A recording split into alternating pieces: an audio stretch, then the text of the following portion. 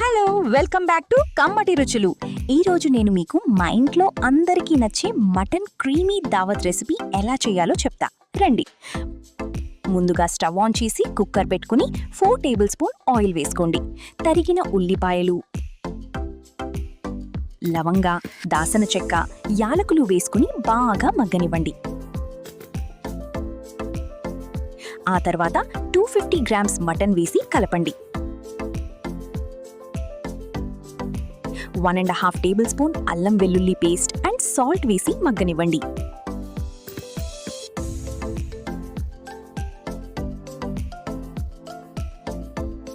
కొంచెం వాటర్ వేసుకుని కుక్కర్ మూత పెట్టి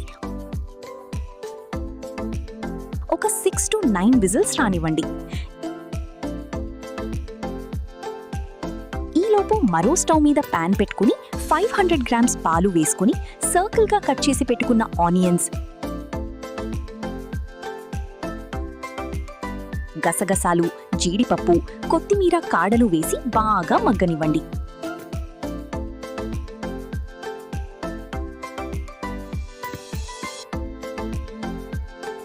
ఆ తర్వాత దాన్ని ఒక మిక్సర్ జార్లో వేసి గ్రైండ్ చేసి పక్కన పెట్టుకోండి.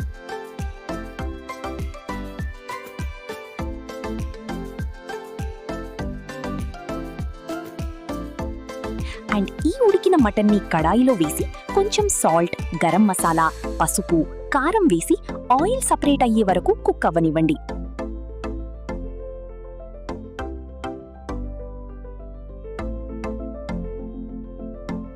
ఆయిల్ సపరేట్ అయ్యాక గ్రైండ్ చేసి పెట్టుకున్న ఈ క్రీమీ టెక్స్చర్ని మటన్లో వేసి కలపండి.